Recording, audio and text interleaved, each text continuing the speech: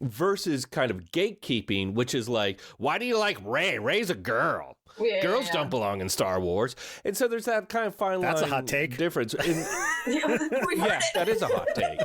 It's very much a hot take. That's what I do quietly at night. I just spout out all my hot takes. Who likes BB-8? BB-8's lame. I feel like maybe we're touching on something here. Is the Star Trek fandom a little bit, maybe even more so divided? Trek Profiles Podcast, episode 92, recorded May 2024.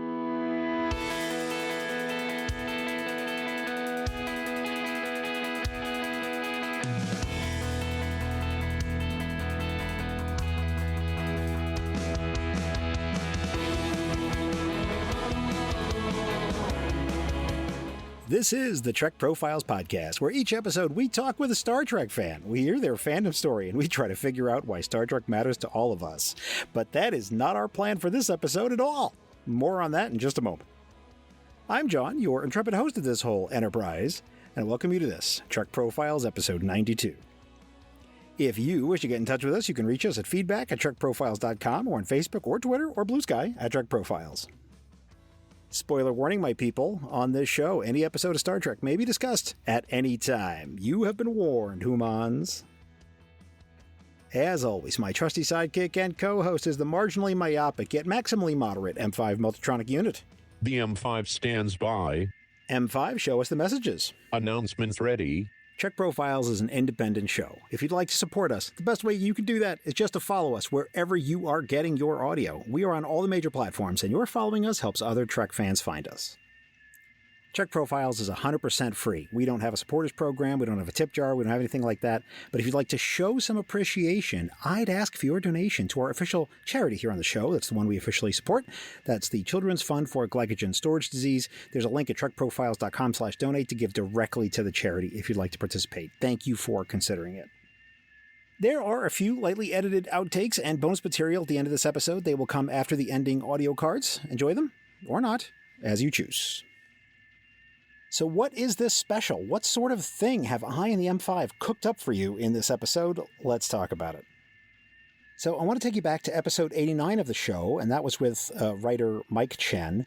Mike had mentioned that he enjoyed several podcasts, and among them was a Star Wars pod called What Does Star Wars Mean to You? And it was a show similar to mine, just covering things from a Star Wars perspective. And I gave it a listen, and I thought it might be fun if we did a special collaborative show where we discussed how we ended up doing almost the exact same kind of podcast in different fandoms, kind of what we've experienced and what this whole experience has been like, and maybe just talk a little bit about podcasting.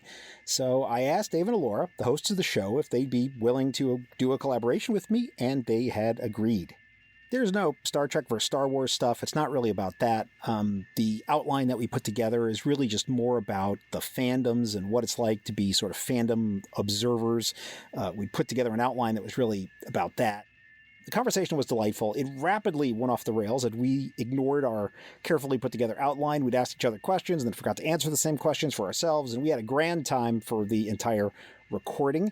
We did do lightning round questions with each other. I gave them some of my Kobayashi Maru stuff, and they have their 5 for the Force, which is kind of a similar concept. They did that with me. And by the way, I am 100% sure that you will regret listening to me do a Star Wars impression if you get that far. In planning all of this, Dave and Alora and I agreed to a simultaneous release. Therefore, this same interview is dropping on their feed the same day as this is releasing on mine. We already have several of our regular interviews marinating in deep digital storage, so we will pick one of those and be back to our normal show next month. So if you like the kind of stuff that I do, and you're also interested in Star Wars, you should check them out. You'll find links to everything on the show notes page up at trekprofiles.com, along with pictures and such. Okay, that's enough of that. Now I bring you my podcast collaboration with Alora and Dave from What Does Star Wars Mean to You? Hit it, M5. Commencing show transmission.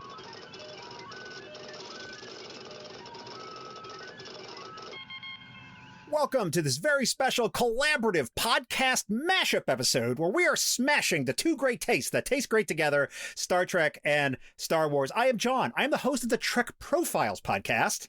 And I'm Dave, and with me is... Alora. and we host What Does Star Wars Mean to You? We sure do. And we decided to come together and do this like special collab because it turns out that we both do the same kind of podcast focusing on different fandoms. And I decided to reach out to David and Laura and said, are you game to do something a little wild and crazy with me? And they agreed. And it is my mission to make them regret that agreement by the end of this podcast recording. So I thought we'd start with a little bit of introductions. I would love to hear from each of you guys, and I'll go at the end, maybe just a little bit of podcaster history. How long have you been doing this? And just tell us about your podcaster background and how you got into this whole thing. Well, I started doing a podcast in 2014 called Cinema Craptaculous with a couple friends of mine. And it was really just a B-movie review show because I'm a huge fan of B movies, the type of movies that you would see on Sunday afternoons, like giant squid monsters, those type of things. And, doing a podcast about reviewing movies is a great opportunity to watch movies that you normally wouldn't watch. So we did Cinema Craptaculous, and we're still kind of doing it on and off for the past 10 years. With the same group of people, started doing a podcast called Real Debate, which is we took the idea of a presidential debate, but made it about movies like who's the GOAT of 80s action, Schwarzenegger or Stallone. And it's just kind of a... literally you get 2 minutes to support your argument. The host has a list of questions they ask, so it's very much a debate. And then also do a show called People Also Watched, another movie review show where we take like Roadhouse from 1989 and Roadhouse from 2024, and we take a look at both of them, because if you're going to watch the new Roadhouse, people also watched the Roadhouse from 1989. And then last year started What Does Star Wars Mean to You? As kind of a way to take the hate out of the debate of Star Wars. I was getting a little tired of talking about how the prequels were crappy, or how the sequels are crappy, or this TV show is crappy. And just wanted to focus more on what I love about Star Wars, and what do I love from the prequels or the sequels or the television shows. And to do that, I was like, I need to just focus on one person at a time, really, so that, when you listen to someone speak passionately about their fandom, you start opening your eyes to that point of view a little bit. And I just really enjoy when I learn new things about Star Wars that I haven't learned before. And then, but listening just to myself was kind of horrific. It's just very hard for me to do, is listen to, but even right now, I'm like, Dave, you've talked too much already. So I reached out to a friend, and I was like, I would love to get a co-host who's like grew up on the prequels, who is kind of energetic and fun and outgoing and willing to interview other Star Wars fans with me. And I was introduced to Laura, and we hit it off kind of right away. We talked about Taylor Swift for like an hour. And I was like, sold. Do we know what Taylor Swift's favorite Star Wars movie is? Do we know this information? I wish. If she'd like to come on the podcast, we'll take her. Yes.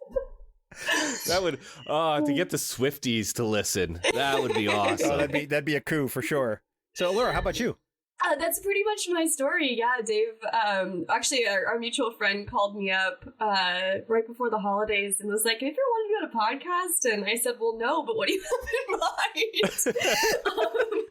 And she introduced me to Dave, and yeah, I mean, I just had so much fun talking Star Wars over kind of the early part of the year as we were kind of testing what that format might look like with the two of us. Mm-hmm. And I was a fan of the show, and here we are. We're, I don't know, maybe 10 episodes in? I don't know, something like that. Since March 3rd, it's been 2.5 months. Yeah, and it's been really fun. And it's been really fun.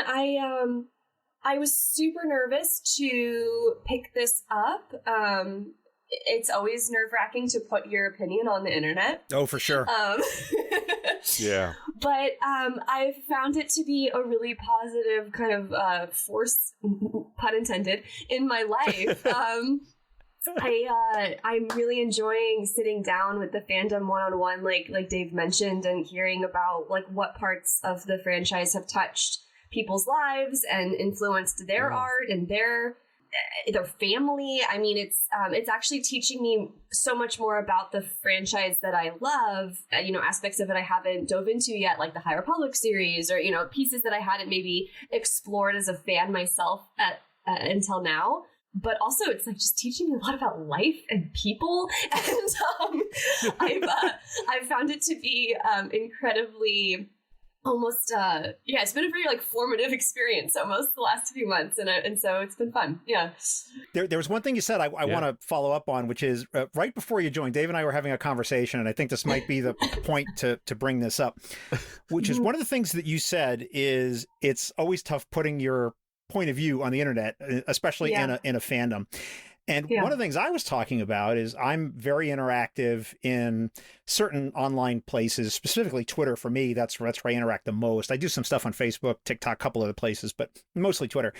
There have been fandom debates where I have a very particular point of view. Yeah. And I have not weighed into the discussion, except in like the most neutral way, only because I feel like as a responsibility to my show to be somewhat neutral, so that I can get guests on who might think, who might not agree with me. And so I kind of avoid that stuff, not because I'm afraid of getting people beating up on me, but only because if I really want someone on the show, I want to have the background to say, I'm not going to give you a hard time, and I'm Switzerland. Yeah, I'm Switzerland and all of this. Yeah. I don't know if you want to say anything about that or react to any of that, but I find that it's affected how I participate in the fandom. I don't know if you've had a similar experience. Well, for me personally, and we've talked about this on our show, I've always been a little bit more of a closet Star Wars fan. So I haven't engaged much with the fandom until now, and not out of fear or anything like that. It was more just, I think for the longest time, especially growing up as a young girl, that like this was like the boys thing.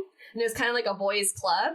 And that's not so much the case anymore. Now it's, it's cool to be outward about the things that you find nerdy and fun. And it's very much not just the boys club anymore. So this is kind of the first time I've dove into it. And I would say that initially I was scared of having my opinion out there on the internet. But what I'm finding is that the way that we've structured the show and the way that we're making it all about the guest, that it doesn't necessarily need to be about me. And it's not something I even necessarily avoid intentionally. I can see everyone's points of view, even if like they're dissing on a movie that maybe I really love because it's nostalgic for me. I was a prequel kid, so I love the Clone Wars. It's just a thing. Deal with it. But is that a controversial opinion? I mean, I don't know. Sometimes, okay. For some folks, it is. Yeah, yes. Okay. It is. It's a major controversial opinion. But like, I see their point of view, and I see it from wherever it is that they are in their life, or where they might sit in any given creative industry, and like why that is. And so I have respect for it, and I think that we've done a really good job of giving people the space to feel their perspective. And know that maybe we don't 100% agree, but that's okay, because if you love Star Wars, then you're a fan, and a fan is a fan, and we all love the same thing. And I don't know, it's been kind of this like really like utopia for me on the internet, because that doesn't happen anywhere else. Anyway, Dave, do you want to address that? No, I completely agree with you. I think it's very difficult for me. It's very difficult to express too staunch of opinions online. It's just not in my DNA, really. And I do have opinions. And one of the things, I think I said it earlier that, we tried to take the hate out of the debate. Yeah. And part of the starting of the show was just being tired of, for lack of a better phrase of putting it right now, crapping all over the series because out of some schadenfreude of like, oh, I need to destroy this in order to feel better about myself. And so like switching over to the focus of like, let's just focus on the positive kind of takes the air out of kind of the meanness. And I am learning, I'm finding people who are able to express their opinion online in such a way that it's clear, concise, and not confrontational. Right. It's just more like, hey, this is what I think. Yeah. And that goes against my 80s upbringing of, you know, if someone has an opinion that differs from you and you don't like it, you name call. And so I'm kind of learning how to express that opinion, and I'm still learning how to do it. I think the other interesting thing here is there is a right. There is a difference between like analysis of just saying, well, this shot composition wasn't that great, and the plot device to move the plot from A to B is kind of clunky, and this character didn't work as well as maybe they could have, versus kind of gatekeeping, which is like, why do you like Rey? Rey's a girl. Girls don't belong in Star Wars. And so there's that kind of fine line. That's a hot take. Difference. Yeah, that is a hot take. It's very much a hot. That's what I do quietly at night. I just spout out all my hot takes. Who likes BB-8? BB-8's lame. You mentioned... Well, wait, because... Oh, sorry. No, you go ahead, please. Well, I was going to ask you, I feel like maybe we're touching on something here. Is the Star Trek fandom a little bit, maybe even more so divided? So, look, that's exactly what I was going to go to. That's exactly what I was going to go to. Because you mentioned the G word, which is gatekeeping. So, I have a particular format for my show. And I'm very structured about, like, the intro and sort of the major things that I do. But the conversation is very loosey-goosey. But always the first question is the same, which is, you know, I do my intro, and the first thing I ask my guests is I say, welcome, and they go, hi, thanks for having me on the show. I'm so glad to be here. And I say, are you a Star Trek fan? Yeah. And they have to say yes. Otherwise, I'm hanging up. And if they say yes, that's it. That's it. There's no more than that. Yeah. And that's the only qualifier. I have gotten people who have, like, I've run into at a convention or, you know, online or at some other online Star Trek thing, who'll be like, I can't believe you had that person on the show. They're not even a fan. Like, they've not even watched the show, in my opinion. And I was like, I hate that feedback, and I love it all at the same time. You know what I mean? Because I feel like I've captured them in a logical trap. Like, the person says they're a fan, and typically, like, I'll also see people being like, you know, I'm down with the gatekeeping. That person's not a Star Trek fan. And I'm like, I got you. You are trapped in the box. So, I mean, you know, there's often this thing I've seen, and I'm sure you've seen the same thing, where people go, oh, Star Trekker Wars fans are the worst. I'm sure you've seen that. And it's like, you know what? Oh, yeah. Right now, as we're recording this, my NHL hockey team, which I am personally invested in, is in a Game 7 playoffs championship. You go into the hockey forums, and people are like, you're a fan of those? You can die. You know, like, literally, that's it. Like, hi. Yeah, no, it's a thing. Hi, are you excited for the game? Like, that's literally the conversation. Well, yeah. You know nothing, Jon Snow. Nothing. Wow. It's so interesting to me how, first of all, I think of fandom, like, there's a very fine line of difference, and maybe no line of difference at all, between cosplay for a sports team and cosplay for Star Trek or Star Wars convention. It's all the same kind of thing. And then within the sports world, because I'm a big Steelers fan, and so I hate the Cleveland Browns. I hate Baltimore. I hate Cincinnati. And you're just, in the sports world, I feel like that kind of tribalism is expected. That's how you support your team. And that human way of looking at things leaks into Star Wars or Star Trek. You know, it's like Star Trek 4 is not a good movie because it has too much humor, and they're just saving whales. Or Captain Michael's not a good captain. Oh, God. That's a controversial subject. You know, holy hell. Yes, that's why I recognize that. And that's why I pulled, because that's kind of like the Jar Jar Binks or Rey Skywalker or Ahsoka. You know, this fandom. I do believe there is a fine line between fandom and tribalism, where you start taking it out on other people as opposed to just loving what it is you love. Groovy. Well, it's interesting too. I look at so my husband's a football fan, and I've been introduced to the sport through him, and I watch him and his family talk about the seasons.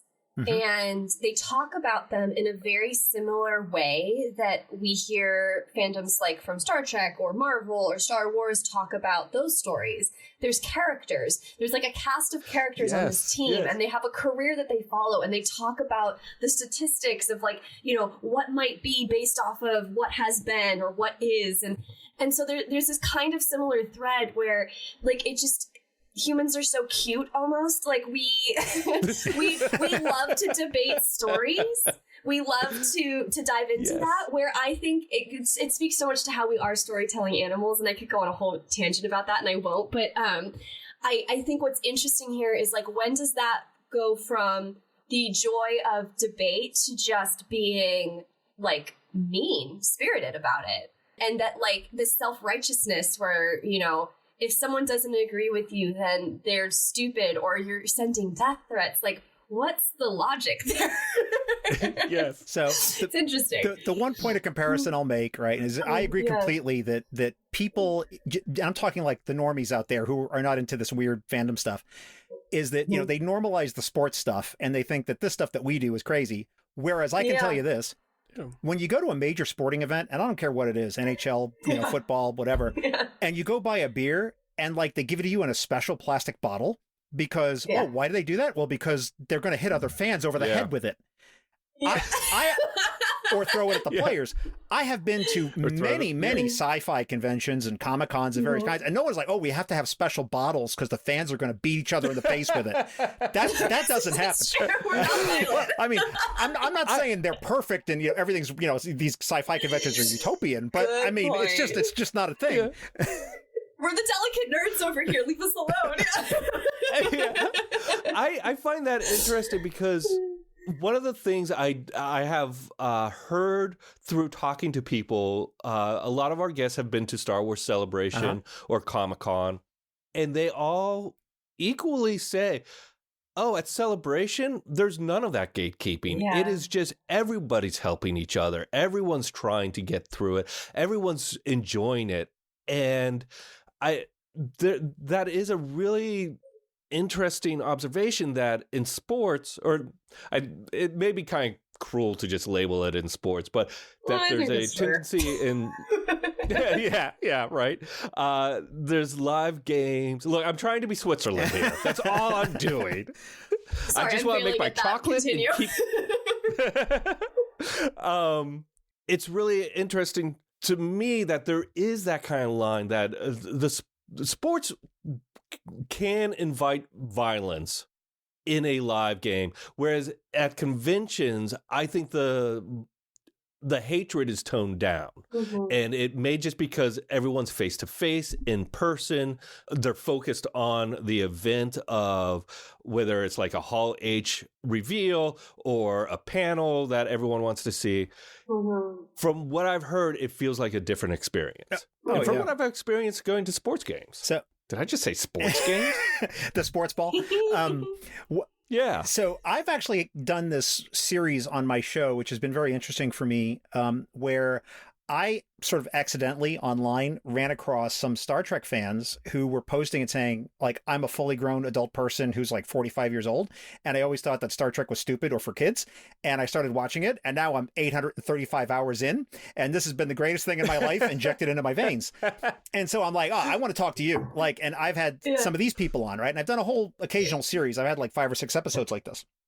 And some of the things I've heard from these kinds of people is when they start getting into the online fandom, because that's how they get into it first, after watching the show, is they seek out people on Facebook, Twitter, wherever. And they start to see this stuff and then they're like, ooh, I don't know if I'd ever want to go to a convention and see any of that. And I keep trying to tell them, it's not like that. It's not. Yes, not like that. Whatever you think the top 10 issues are that are in these online battles, you go to a convention, you ask anybody, they're like, I've never even heard of any of these things. They have no knowledge of any of this. Warriors. Yeah, it's like a totally different experience. What do you think is the role of social and fandom? Why is it on social people are more quick to be cruel or trolling, as opposed to the conventions where people are more into just the joy of what they're there for. So I actually do have an answer to that, and it has to do with Roman archaeology.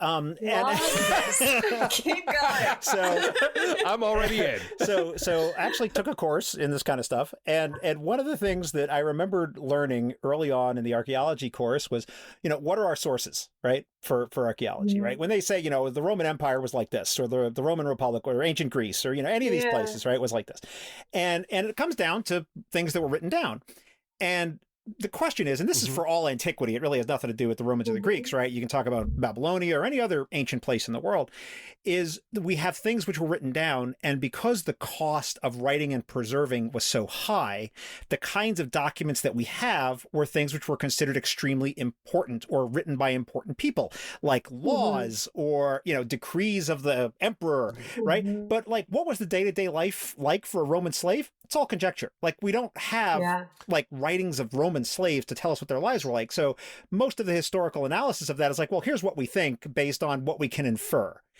Sure. Today, especially in social media, the cost of entry is so low. So oh my God, archaeologists in 1,000 years are going to know exactly how to remake the submarine sandwich I had for lunch yesterday because I published the recipe on Facebook. and so they're going to have the opposite problem. Like, they're going to have to wade through vast seas of nonsense to find the things which are quote unquote important, right? And I think that's really what it is. But I got to correct something. Well, not correct something, but I got to bring this ship back because I asked you a question. You both answered it, and I didn't answer it for myself, which is what was my history with this stuff. I have been a podcast listener since early days. Since 2006, I was listening to podcasts, which is when podcasting began, really. Yeah. And right from the beginning, I was listening to a lot of Star Trek podcasts, in addition to stuff that was in other interests that I have.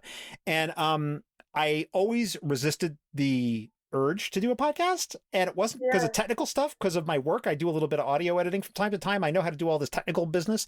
I just never felt like I needed to. And I was guesting on some other podcasts, and a host for a network like straight up said, you should do a show for my network. And I was like, nah, I don't think so. And I was listening to a tech podcast of all things. And it was a solo independent guy who'd been doing a show for a very long time. And one of the things he said was, the greatest thing about my show, which I've spent, over 10 years working on, is not the quality of the show or like the technical stuff I'm able to put out and help people. It's the wonderful community that's sprung up around my show and how people are helping each other. And that just triggered this thought that was an interesting point of view. And I was like, I wonder if I can do a show about the Star Trek community and not so much about Star Trek. And the thing about it that really appealed to me, just as a listener to all these things, is that there were so many other shows that were already doing the thing. There were so many rewatch shows. There were so many people like, we're going to analyze Star Trek from an intersectional point of view. You want that? There's like 10 of those. I want it from a feminist point of view. 18 of those. I want it, a topical thing where we're going to look at all the shows that involve time travel. 35 of those. And, they're all great. It's wonderful, right? It's an embarrassment of riches. It's not a complaint or a critique in any way. I'm celebrating the wonderful diversity of it. But I thought, man, I could do a show about fans. Like, why do you love this stuff? And I was like, that's the angle. And because I try, I often fail, but because I try to be, as you said, Dave, Switzerland, I felt like I would be good at it. Because I wasn't someone who was like very combative online and like trying to beat people up about stuff. I thought that I could probably get some good guests.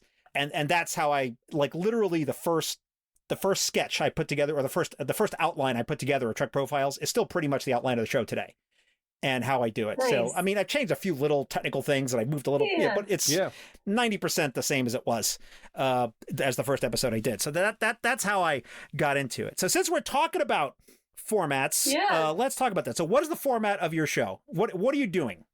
We release weekly, and we'll have an interview followed up, an interview one week, and the next week it's followed up by what I call the episode between episodes, which is just kind of what have we learned the previous week from the guest, and what does that inspire us to talk about. For example, we just did an interview with David Mandel, who's the showrunner of Veep and worked on Seinfeld and Saturday Night Live. He has this massive massive Star Wars collection that should be the awe of everybody. It's cool. Yeah. Yeah.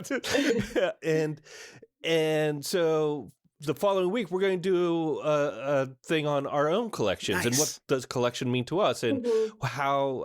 So that's kind of our episodic layout, and then for the actual interviews we have kind of we start every interview with a thing called 5 with the Force, which is the basic 5, just 5 quick questions that get our sense of their fandom. You know, it's like that's where things like, I can't stand the sequels, or I love this and love this come up. And, it also allows us to kind of start feeling the soil for where the seeds should go for the conversation. And by the way, if you're impressed by that analogy, you're not alone, because I was impressed. And it came from me. I was shocked at that. I see you're a man of great modesty, David. I'm Switzerland. Anyway, so we start with 5 with the Force, and then from there we go into what introduced you to Star Wars, and can you take us through that journey? And then we just get into the conversation. We talk about all different aspects of their fandom. Their answers usually lead us to different questions, but we then kind of focus on their specialty. Like if they're a writer, we focus on how Star Wars impacted their writing, or if they're cosplay, collectors, VO artists, just whatever it is their kind of specialty. We try to work that into the story. And then we do have 3 or 4 questions that end every show. What are 3 elements that make Star Wars to you? What's your favorite Star Wars memory? And then the final question is, after we've talked about all this stuff, can you tell us, what does Star Wars mean to you? And, that way we get the story through the words throughout, and then they kind of get to summarize for themselves what Star Wars means to them at the end, because, when you talk to someone and they start talking, things kind of light bulbs appear over their head, and right, it kind of greases the wheel to get to that final question. Did he leave anything out, Alora? Nope, that's it. So hilariously, I think I'm in somewhat the same sort of format, actually. Love it. I'm a solo guy, so it's always me and a guest. And so I'm never controversial or trying to trip people up, but oftentimes I will try to ask difficult questions merely to give my guest something to respond to say, here's often a different interpretation of this point of view, what is your response to that? And I usually get some pretty interesting discussions. But so what I will do, so my format is pretty simple, which is I ask people if they're a Star Trek fan, they say yes. And then I just jump into like a fandom exploration. Have you been to what's the first episode you saw? How'd you get into this? Have you seen it all? Like, as we're sitting here and recording this, I don't know if you know this, Alora, there's 908 episodes of Star Trek. That includes. I didn't know that. That's wild. Yeah. Yeah. That each movie is one. And that there's some variations in how you can count. Believe it or not, this is a controversial topic, which has been debated. Sure. But like, there are like separate episodes which were shot and filmed separately and have different production numbers, which were released as one. So should that be 1 or 2? Right? You can make decisions on that. But roughly speaking, there's over 900 episodes. And so, people like what they like and like what they don't. So I always ask them, have you seen it all? Some people like, I have not seen this series and will never, or I will, or I won't, or I'm going back and going to watch it all. Do you own anything, any costumes, any cosplay? You ever been to a convention? It's all very conversational. But the main thing I want to get into is episodes, and to say which episodes have affected your life in a profound way. And that's the meat of the discussion. And the one thing I have the biggest problem with, I will tell you right now, is my guests love to recap the episodes. Oh. And I'm like, dude, you never hear that. Well, I won't say you never. I have gotten much better about cutting all that out. Because I warn them right up front. I'm like, I'm going to stop you. Because my audience are super mega nerds and assume They they have know. just watched all the episodes right before they are listening to this. Like you just, I just say, oh, that's the episode where they switch bodies, or that's the episode where they visit the sex planet, or whatever it is. Sure. I just have to say that. People, oh yeah, I know. And just get to it. Right. So the point I'm always trying to get to is, why did this episode have an impact on your life? And they tell me, and we talk about it. And so I get like lots of these personal stories. You can ask me about any of those if you want, but I won't go to it now.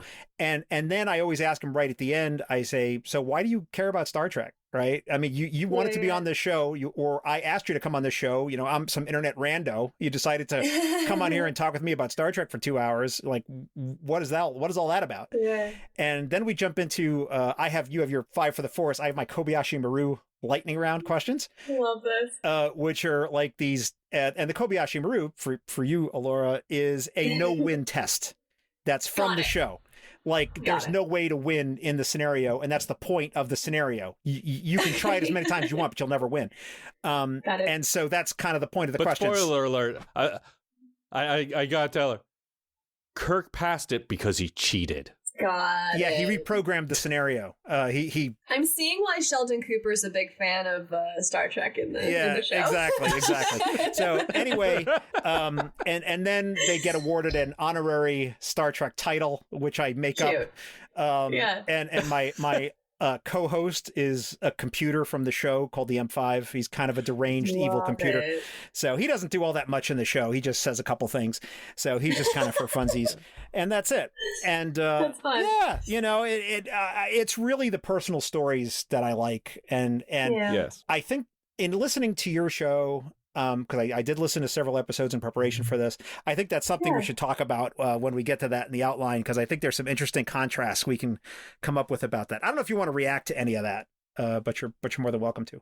I do want to add one thing with the episodes between episodes that I missed is the episodes between episodes are a work in progress. One of the things we added in was Matthew Freeman, who does this newsletter called Octu Baby. He just has a really gentle, profound, but concise point of view that's really amazing. And he reads his essays for us, and we highlight them in the show. And it's just been a great addition to it. I kind of like that. The kind of motley crew of Star Wars fans who kind of make up episodes between episodes. Well, no, but I also think that what we've got here is, it sounds like, very similar format, and there's something about that makes people feel comfortable and excited and lets them open up and have some fun with this thing that we all nerd out over. So, no, thank you for sharing that. That's pretty cool. Yeah. So I'm just going to put something out there and have you guys react to it, and then we can move on to the next element of this, which is the one thing that I love the most is when people come on and they want to talk about like an episode that everybody agrees is like in a top 10 worst list. Sure. And they're like, this episode changed my life. I was like, that's the person I always want to talk to. Yeah. We're like, that thing that everybody hated, like, I am where I am today because I saw that episode. That's the person I always want to talk to. So if anybody's listening to this and you have like an all-time worst Star Trek episode / movie that affected your life, call me. So anyway, I think it's interesting also the amount of TV episodes versus movies in Star Trek, because that is a lot of hours. I think I saw a graph the other day, and Star Trek hours was about 900 or 908. more than 900. Yeah, 908. Yep. Oh. I think Star Wars is probably 100 out. It's like that's how far the difference is between the two. Just in total content wise, do you ever talk to a fan who is overwhelmed by the amount of Star Trek there is, or is just so focused on one aspect, like just Next Generation or original or Discovery, whatever it may be, that they just have really their specific one slot? Yes. I have had people on my show, in fact, who have said Star Trek existed from 1966 to 1969, and then it ended, and then there's not been anything else since. Like that was the show called Star Trek. And all this other stuff is like, pasteurized processed cheese food. Sure. It is not actual cheese, right? It's Star Trek product, And I was like, okay, and I'm not going to fight with people to convince them otherwise, because one of the things I try to do is, we've been talking about the Switzerland concept. I do try to stay that way, because I think it's important to say there are fans like this, there are fans like that, there are fans like this other one over here. And there are people who are like, there's a lot of these people who are like Next Generation, which is a show that was on in the 80s. That is Star Trek. And the original series is terrible. I can't stand it. And Enterprise is terrible and I can't stand it. The movies are terrible and everything else is terrible. And, that's fair. I'm not here to convince anyone of my opinion. But I want to just take this guest discussion at a little bit different angle, which is, how do you get your guests and what are you looking for if you're going to invite somebody on the show? Probably two categories of guests. One, people we know, and the next, strangers we just reach out to. Yeah. And I think, we have kind of a worked up letter, almost a form letter that we just say why we're interested in their opinion, how we think our audience will, our audience will appreciate listening to them, and if they're just willing to talk about their love of Star Wars. And I feel as though more times than not, people like that space to be able to talk about their fandom. Yeah, same. Nothing to add. We're lucky that we both work in the industry, so we do have some contacts that are in that creative realm, and I think that is kind of typically where we like to rest is to bring in folks that have some sort of like creative output or work in the industry in some capacity. Because I think Dave, you were already doing this, but I personally find it really interesting to learn how this franchise has impacted folks' creativity and career and just like their own approach to their art and what they do, because it was so influential in film. So yeah, I think that's kind of where we try to aim for, but it's not like the exclusivity of all of our guests. No, I think it's great. One thing we like to try to get is, someone who has a little bit of a niche, whatever that niche may be, like if it is collecting or if it is cosplay. We've had Vanessa Marshall, who is the voice of Hera off of Rebels. And we've had, again, just because I've just been editing the episode, David Mandel, and it's, we barely talk about his work, but we talk a lot about his collection. And it's just that, like, hey, let's take off kind of like the costumes of our day-to-day life and put on our fan hats and just get together and geek out a little bit. Yeah. What about you? What do you look for? So I have some challenges with guests, and it's a very sensitive topic because I'm always very conflicted about it. So sometimes I will here's some of the things I run into is I will sometimes get people who will say, I know so-and-so who was actually on the show. Would you like to have them on? My instinctive response is absolutely not. Not because I'm nervous about interviewing anybody. I literally don't care. It's just that I'm after personal stories of being Star Trek fans. And just because you were on the show, it does not mean you're a fan. I don't care that you've been on the show. I really don't. And having said that, I've interviewed some people like Noah Averbach Katz, who was in Star Trek Discovery. That guy was doing cosplay, 10 years old. He has the receipts. I was like, that guy I will talk to. That guy I want on the show. But just because someone was on the show, I don't care. The other thing I get is I get PR flacks who are trying to sell something, and they're like, here's my client who just wrote a Star Trek book. Would you like to interview them? And I'm like, no, I would not, and so unless the person has like a serious Star Trek story to tell me, and the other issue, and this might be because of how I conduct my show, I don't know. We talk about a lot of weird stuff. We go very deep on things. So sometimes, I guess, a criticism you can make on my show is that sometimes it's not so light and fun, some episodes. We talk about some pretty dark stuff and some pretty intellectual and heady stuff. I've invited people on the show who've turned me down and said, and this like hurts me. Like I'm I'm distraught when this happens, is they say I'm not smart enough to be on your show. And I think, my life. What did I do to make that happen? Right. Yeah. Right. Yeah. Because sometimes people are comparing themselves to other guests. If they've been a listener. So let me give you two examples. Two of my most popular episodes. I met this guy at a Star Trek convention. So I didn't know who he was. He was giving a panel at a Star Trek convention. And I was like, it was like justice in the Star Trek universe and how it affects the real world or something. And I was like, oh, that's interesting. I'm going to go to that. This was a guy who was in prison for felony murder and started watching Star Trek because all he could watch was free TV in prison. Sure.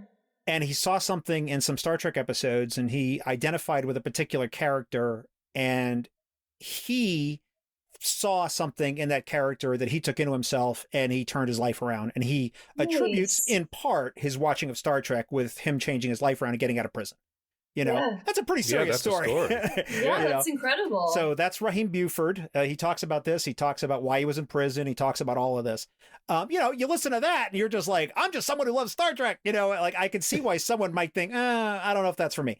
I did another interview with a young lady who was a nurse who had just recently graduated nursing school, and she began working in a hospital, and then COVID happened.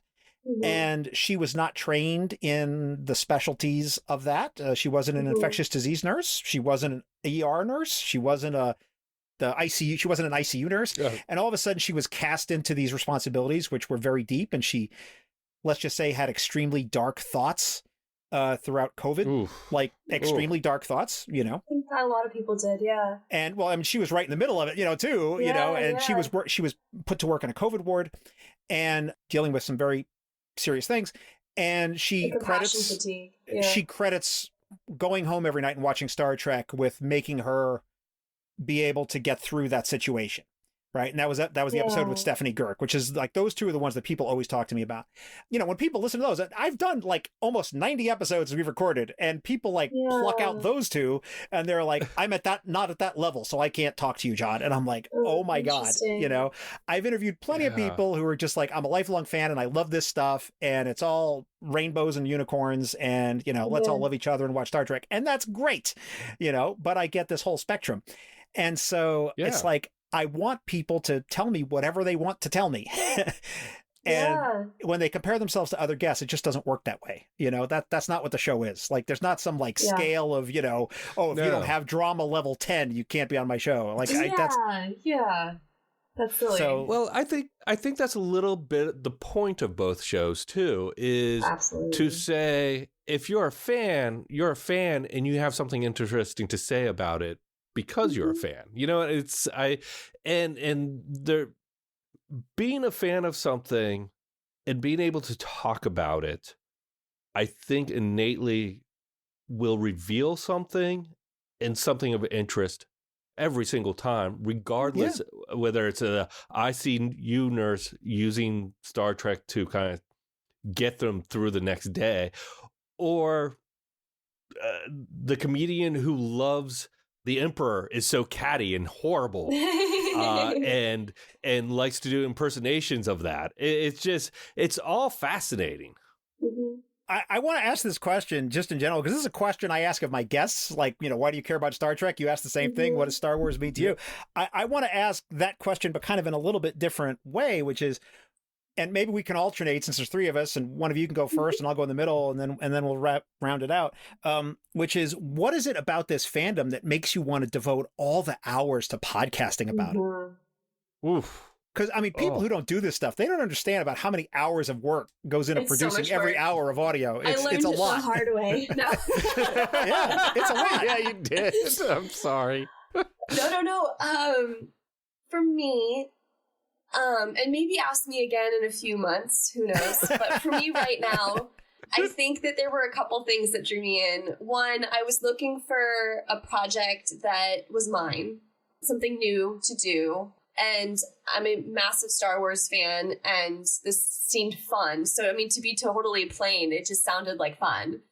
But as I've spent more time and kind of, because we spent 3 months working on it before we launched it, and I could have backed out at any time, and I stayed because I realized it was teaching me a lot about people and myself and helping me dive more into a story that I really love. And so there was an element of like, yeah, I found something that it's a creative outlet for me in a weird way that feels like it's mine. You know, it's not related to my job. It's not related to anything else going on in my life. It's just me and Dave talking Star Wars. And I think I just needed that right now, to be totally like transparent and a little bit more vulnerable. I just needed something that was really fun and different, and I'm enjoying it. So I don't know if that's as deep as you wanted, but whatever you want to say is the right answer. Yeah, that's what it means to me right now. That's what's made me spend most of the time. Is it's actually, I think it's bigger than just the franchise itself. It's just something that I needed right now. Yeah. I think that's glorious. I mean, for me, it's that really two reasons. One is that the people in my day-to-day life don't care about sci-fi stuff at all. So true. and so, you know, I wanted an outlet that was more on the regular, because there's I do two major Star Trek things a year. There's the big convention that happens every year in August, which is out here in Vegas, which is where I live. So I do go to that, and I actually stay at the hotel. Like, it's a whole thing, you know, and I see all the tribe, you know, and all the people that I talk to throughout the year on social media. We're all there. Yeah. And, you know, the tribe gathers and we have our big nerd fest, and I go on the Star Trek cruise, which is in February every year, which is a whole different experience. It's the same but different. Oh, well, it is definitely wild. If anyone's interested, they should go Google the video that's out there. They make a video every year, because the one thing that's cool about it is that it's a whole ship charter. Nice. So it's not like some regular cruise where there's like some Star Trek people over here. There's a company that takes over the whole ship. And so everything is redecorated, and like all the restaurants and all the entertainment is reorganized, and it's all Star Trek all the time. So yeah, it's nuts. We can talk about that if you want, but it's sort of beyond the scope here. But those are just two like standalone events. I wanted an opportunity to do more talk about Star Trek more. And so I thought podcasting would be good. And second, I like talking to people and I like to be social. And so this is like a great way for me to sort of focus that and not like bother my coworkers or like my regular friends who I deal with other stuff on about Star Trek. I now have an avenue for that. So that's so relatable. Yeah. But on a little bit more of a theoretical level, I mean, one of the reasons I try to, and we talked about gatekeeping earlier, is that I this might sound a little too highfalutin, but I'm really just trying to normalize Star Trek nerds. Like, I'm literally interviewing the guy who's the manager at the restaurant who's like really interested in this Star Trek stuff, or this person who's like a legislative aide in state government who's also a Star Trek nerd, or this person who's like, I interviewed a guy who's a civil rights prosecutor attorney guy. He goes after the government for civil rights violations, like free speech violations and stuff like that. You know, like very educated attorney guy. That's a Star Trek fan, you know, and like I just want to showcase like normal people love this stuff now. And you know, we're not some weirdos in a corner, right? It's not like that. Yeah. So that's my answer. How about you, Dave? I was developing a podcast called Why Do I Suck? And it was just going to be... I don't know this. And it was just going to be me interviewing people about how they've overcome challenges. And then at the end, be like, okay, so why do I suck? And because I find this inability to overcome challenges or obstacles or whatever. And I realized that, you know, as funny as I thought it was, and as interesting as it could be, it might be a long runway of like developing and figuring out what this angle is. And at the same time, while I was going through that, I realized I was in this echo chamber about Star Wars of just, you know, everyone I was hanging out with all had the same views, and we've all had the same views for 20, 30, 40 years. And I wanted to see if I could break out of that echo chamber a little bit, while at the same time, like you, John, getting a chance to talk Star Wars. You know, to me, it's just fun to talk Star Wars. It's also fun. I'm an extreme introvert, so having this kind of a format that I could lean on so that my introvertness wouldn't get in the way was an ability so that I could just talk to people. And I can talk to people. I get fascinated by people. Like Laura alluded to it. I think it was earlier in the show that we talked about Taylor Swift for an hour, because I was like, Yes. oh, you're a huge Taylor Swift fan? Let me find out what being a Taylor Swift fan is about. Mhm. And so I do love doing that. It's just like I find myself, I'm shy and introverted. So it's hard for me to come out of my shell, so to say, and talk to people. But when I find something that we both can have common ground on, I can do a deep dive. And to me, it's just kind of very fascinating. So I have this thing I do on my show where I always tell my guests, like, I don't really guide the discussion too carefully about a lot of things. Yeah.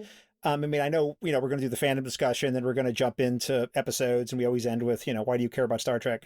But like, if a side topic comes up, we dive into it, that has nothing to do with Star Trek. And then what I do is I will usually, here's my rules. Here's my rubric for this.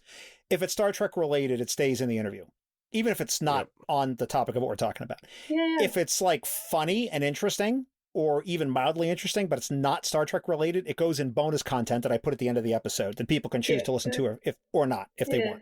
Yeah. So like in an episode, like actually my most recent episode, I got to talking to my guest about a show on Apple TV Plus called Severance. I don't know if you ever saw it. It's really yes. good. I haven't seen it, but it's on the list. Yeah. It's very, very good. And we'd both seen it and we're both big fans. And so we had like this 20-minute discussion about it.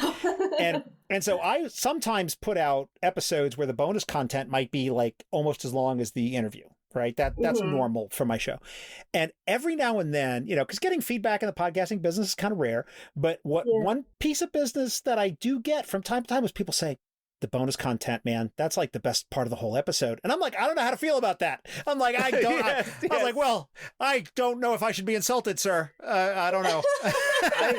Or maybe I should like that. I don't know. I think people like that as the bonus stuff because you're separating it out. I think when you separate it out, it kind of says, here's some other stuff that, you could find some gems in here. Take a look. It's kind of like, you remember when they used to sell comic books in three, in a bag, there would be 3 comic books in a bag, and the top comic book is like Superman, and you don't know what the other 2 comic books are. Oh, right. They could be like Archie, or they could be Batman. You don't know. And that's some of the fun of I think going through the bonus material. I think what you're doing, I'm all on board with that kind of format.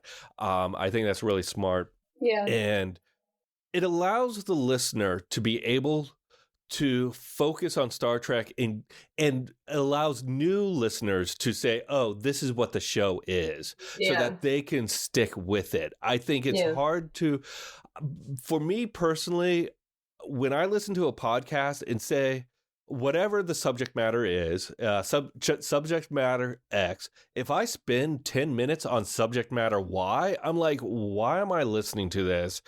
Can you get to what it is on the can that I opened the can for?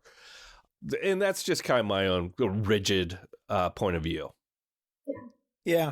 I'm always conflicted about it, because sometimes people might look at the episode length and they're like, what, 2 hours of this? And I was like, well, really, the interview is only about an hour, but I think Dave's onto something. I think that people like the bonus content. There's it's not exclusive, but it feels exclusive, or it just adds something. We do these silly buttons at the end of our episode between episodes that are usually some form of an outtake between the two of us. Yeah. Nice. And I think that if you listen to them, they're funny, but if you listened to them in the context of the episode, if they kept them where they were, I don't know if they would get the same laugh that they do as a button at the end. I think that separating it out, there's something that does that just makes it its own thing, and that thing is great.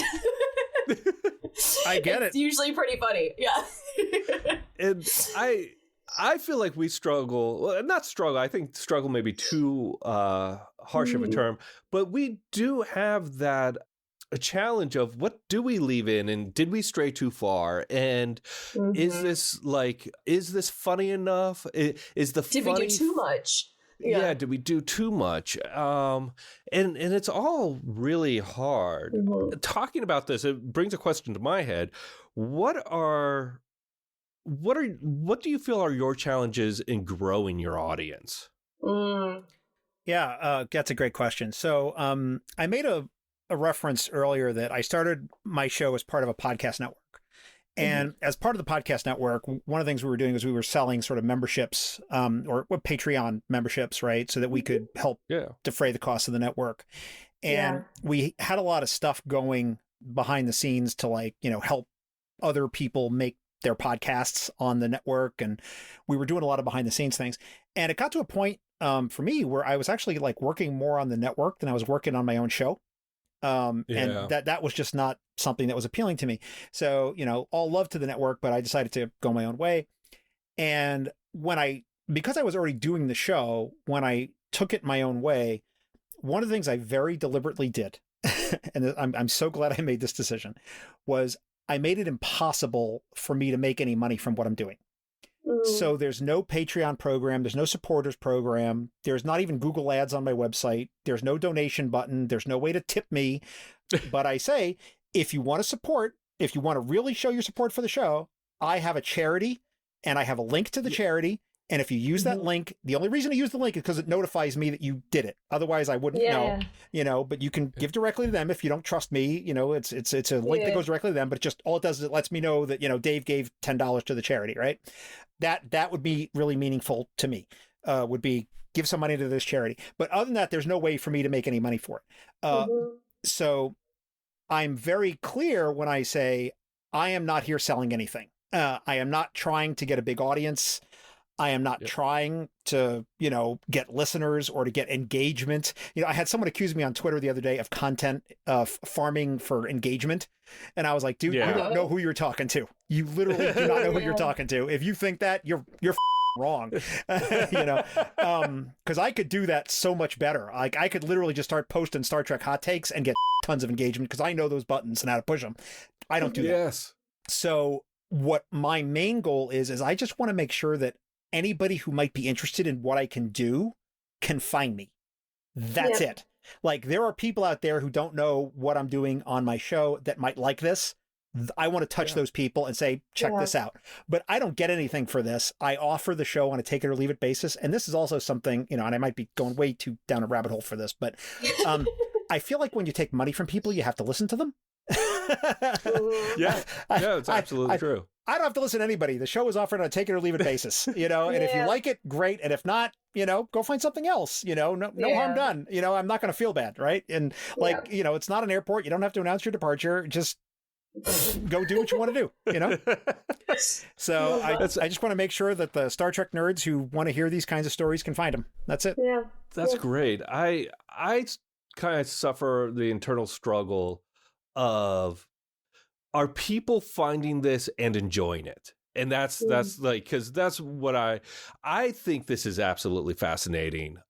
And I think hearing people talk about it is really interesting. I just don't know if that's only kind of weird thing that is in a small group of people like me, or if people try it, they're getting something out of it. And I say this because I'm not a big fan of recaps either. Or theory. Those are things I like to talk about in my circle of friends. But in a greater circle, like I don't feel like I have a lot to add to that conversation. There's so many of them out there. On a week-to-week basis. Yeah. And I do think that this is a very fascinating conversation, but I feel as though the analysis, the hot button takes, which is slightly a different, there's a different driver there, recaps, reactions, those are all things that seem to do extremely well relatively quickly. And I feel a little bit, like when you contacted me via Twitter and I saw what you did, I instantly was like, oh my God, yes, this is fantastic. And but I just hope that a greater number of people find it interesting than I believe in my own head do. You know what I mean? I do.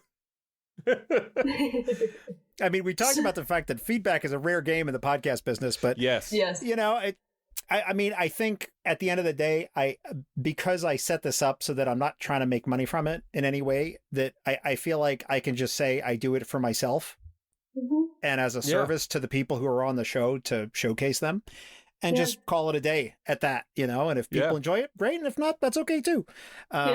You know, but I want to be a corporation, John. No, I want to take over the world. I actually do. You know what? I mean, but I will say I fund all the costs of this out of pocket. You know, and I actually have an LLC that the show exists in, and I pay for all that. You know, and it's not a lot, but you know, I don't mind doing it. It's just all cost of doing business. But I have a question for you, and I think I want to start with you, Laura, if you're game, which is, what have you learned about Star Wars since doing the show as a result of your podcast? What new thing have you learned about Star Wars? Oh, God. What new appreciation do you have? What insights did you gain?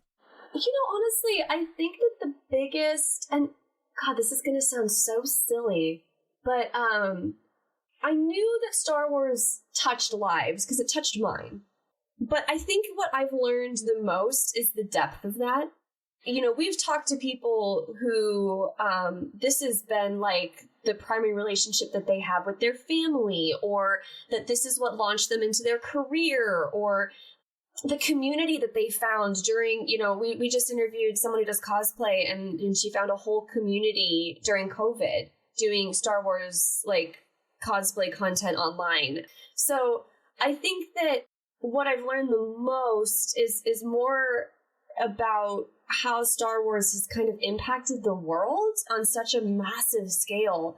It's impacted filmmaking, it's just impacted our society in so many ways. And I think we're still turning over the stones to really get the full picture of just how much Star Wars has impacted humanity and the world.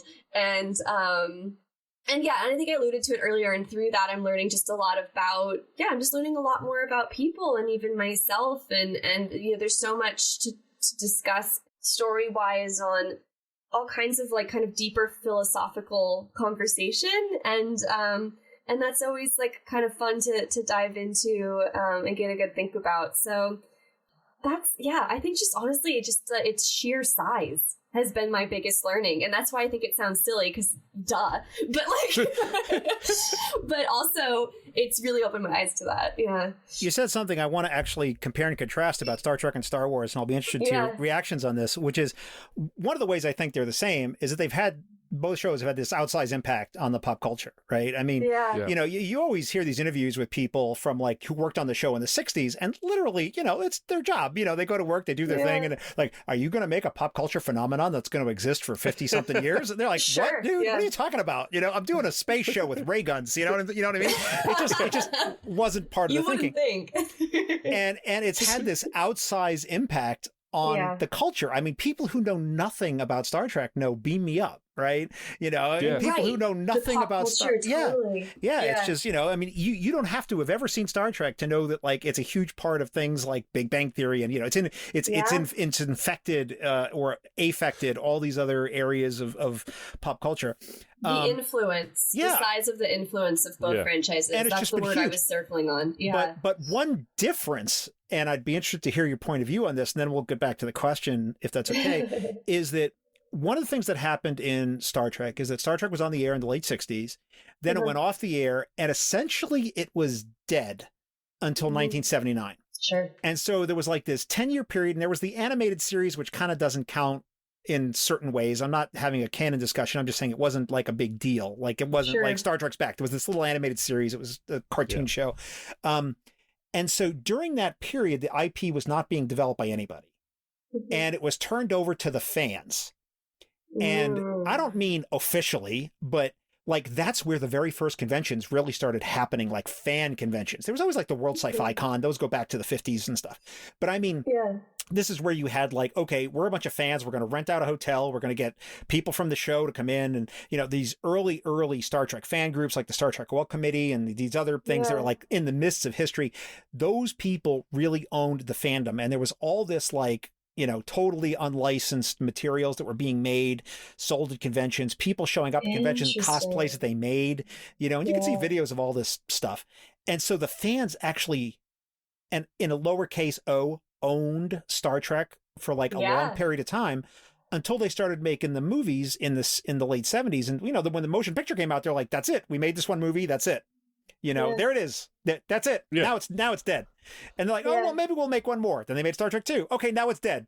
And then, well, maybe we'll make 3. Okay, we're just going to make 3. We made, that's it. Now it's dead. And so they just kept doing it, and they kept stumbling into more Star Trek until all this other stuff happened.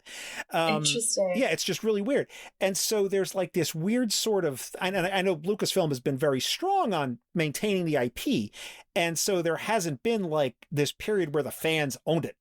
And I think that in Star Trek, it's affected the fandom in some really weird ways.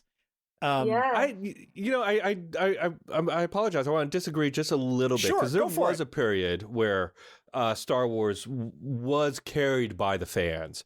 In almost owning it too, because like in 94, Kevin Rubio did Troops, which was a one of the first kind of viral sensations.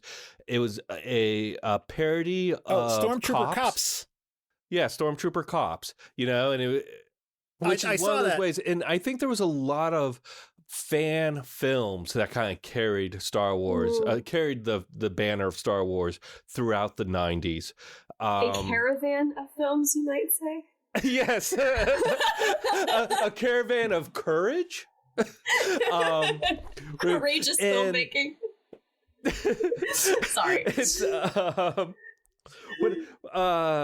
we just watched Ewoks Caravan of Courage. It was right there. I would have hated myself if I didn't. But yeah, I do believe the fans carried the fandom a little bit for a while and did own it. And then when Disney eventually bought it and took over it, Disney came down a little bit harder than Lucasfilm. Lucasfilm would promote and create contests to create Star Wars stories in film. And then I think Disney's a little more controlling on that. And that's one of the things, just yesterday, if you don't mind, I'm going to pull back the curtain on the production of this. It's May 5th. And yesterday for May the 4th Be With You, Laura and I went to see Phantom Menace. Nice. And I was talking to my wife about Star Wars and Disney and stuff. And one of the things about Star Wars Day before Disney was I felt like every corporation got into it because Lucasfilm owned Star Wars and they were kind of like an independent corporation. Yeah. And when Disney took control, now Star Wars Day, look, it's kind of like Christmas. Like, I believe in the religion of Star Wars Day, but there's also the commercialism of Star Wars Day, which is Disney putting out, like, they put out Tales of the Empire. They put out their new trailer for Acolyte, which was attached to the screening of the Phantom Menace. So, they're creating all these ways in order for people to give them money, basically. And the point is I kind of miss those days before when it felt like Star Wars kind of belonged to anyone who could make a Yoda something on whatever it is they have. So that, sorry, I think I went into a whole new thing. No, but it's okay. I do believe that I do believe Star Wars fans feel like they own Star Wars just as much as Star Trek fans probably feel they own Star Trek. That's fair. I will admit that I don't know that much about Star Wars, so that's why I'm glad we're having this conversation, because you're educating me about stuff. So, okay, well, I didn't answer the question, which is what have I learned? And I will say that one of the things I have learned is that I certainly have my own opinions about Star Trek and what is good and bad Star Trek. In doing the show, I have learned to moderate my opinions, because I have had people on that have picked episodes that I thought were terrible. And they're like, this episode had a big impact on my life for the following reason. And so now, like, especially how this shows up is, and, I believe I'm very consistent about this. I probably have slipped up a couple times. I don't claim to be perfect, but I will never say something like that's a good episode or that's a bad episode. I will never say anything, or this is good Star Trek or bad Star Trek. I will never say those things. But I will always say something like, this episode didn't land for me, or that series isn't my favorite, you know, or I don't like it when they do this. But I will never, or I shouldn't say always or never, but I try very hard not to bottom line anything, because I've had people on who have very different points of view, and it has helped me to be very moderate in my Star Trek opinions. Which I think, you know, is great, you know, because I don't ever want to I don't ever want to tell someone, you know, that their opinion of Star Trek is invalid or wrong, because I want to welcome all those opinions on my show. Absolutely. And also, only Sith deal in absolutes. Oh, dear. So. Like Laura, if I had let that opportunity go, I would not. So true. Let me ask you this off of what you just said, John. Has there been an episode where you're like, oh, that didn't land for me, but after talking to someone and then going back to that episode, has there ever been one where you changed your mind? Yes, absolutely. So this is a guy who is actually a personal friend who was also a guest on the show. His name is Dan Davidson. And I had him on relatively early in the show's run. I think it was like in the single digits numbers. So I'm like I said, I'm up to like episode 89 or 90 or something right now. Dan, well, we're going to get into another very serious conversation here. Dan was in a period of his life where he was having very dark thoughts. Okay. And he had taken action on them and was in the final stages. Let's just say that. Yeah. And he was one of those people. You might be one of those people. You listening to this might be one of those people where you always have to have the TV on in the background. My wife is like that. You know, the TV has to be on at all times. Yeah. We all know people like that. And that's okay. Well, he happened to have a Star Trek episode on in the background. And moments before he was to fulfill his intentions, a line was heard in the episode that made him change his mind. Oh, wow. And it's not an episode that anyone would put in a top 10. I mean, it's not an episode where you would go down and be like, this is a momentous episode. Oh my God, everyone must watch it immediately. You know, it's not that.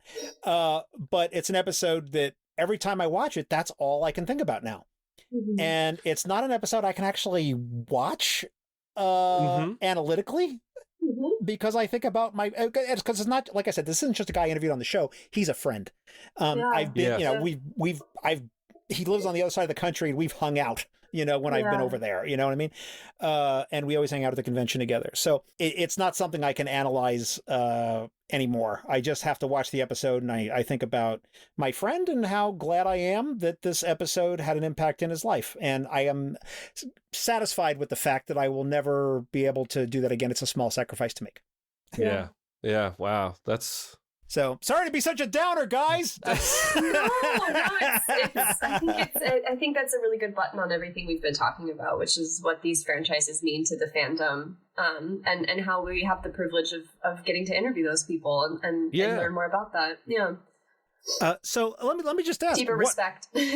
Oh, thank you. What are the hot topics right now in the Star Wars fandom? I know nothing, so educate me. In fact, let me just tell you what I've seen. And this might be important because I know we're going to do some questions later. Some you're going to ask me your Star Wars questions. So I just want to put this out there, okay? Because I have only seen the 3 original films, the 3 prequels, and 2 of the other ones. And I don't even remember their names, but it's the one where the girl is going to trade in the thing, and the guy goes 1/4 portion. Yes. Okay, The Force Awakens. Yes, okay, I saw that one, and I saw the one, I think it was Rogue One, where they're stealing the plans. Is that the one? Yes. Yep. I've seen that one. Yes. That's it. So I have not read any comic books. Seen nothing. It's okay. It's okay. I have not seen anything else. So the reason I say this is because I am aware that there is a whole extended universe and there's a lot more content out there. So if you're asking me questions, and I give an answer, and they're like, how could you say that? Because in the 3rd book of the whatever series, they're evil. Like, I would not know that. So it goes exactly what I said earlier, which is that like everyone's perspective is based off of either like where they are in their life right now, how they've interacted with the franchise, you know, like we hear such varied responses, specifically for people who were prequel kids versus original trilogy kids. Like, yeah, no, that stuff doesn't matter. Yeah. Right on. The trivia I don't think interests us as much either, because it's kind of all out there, and it's about how it affects you more than what it is to itself, if that makes any sense. Right on. Yeah, it's not that deep. What's hot in the franchise right now, in the fandom right now? What's going to get you in Bad Batch is getting a lot of conversation. I'm sorry? Bad Batch is getting a lot of conversation. Yes, because Bad Batch just finale'd this past week, and you know, there's it feels like it's the Star Wars that makes everyone cry. Yeah, I think, and I feel as though it's hot button topics. There's always who shot first, Han or Greedo. There's like that. Yes. That's ridiculous. That kind of debate. I find a lot of it is more centered around gatekeeping than it is around like honest discussion, where it's more about Star Wars is episode 4, 5, and 6. And like Star Wars is George Lucas's Star Wars. That's episode 4, 5, and 6, and 1, 2, and 3. The original trilogy and the prequel trilogy. Star Wars is that plus what is known as Legends now, which is the books that came out between 1978. You know, there was a few scattershot books at the top. And then in the 90s, there was a lot of books came out. And then when Disney bought it, they said, okay, those books no longer exist. I mean, they still put the books out. You can still read them. You can still get them. It's just within canon, they don't exist. That whole discussion. Canon, canon is a big bone of contention. What is, what isn't, and why. And then I think it gets into the really dark stuff. Like, you know, I made a joke earlier about Rey and being a girl, and there shouldn't be girls in Star Wars, but that's what it's like. Yeah. So yeah, I feel like those are some of the hot buttons, and I think the hot buttons are umbrellas. They're more like it doesn't matter what it is they're talking about. It's, am I getting a chance to gatekeep, and am I defending what I think is true Star Wars? Yeah, right on. What, and I know, like, I watch Star Trek. I know Star Trek fairly well, but I don't know any of the debates.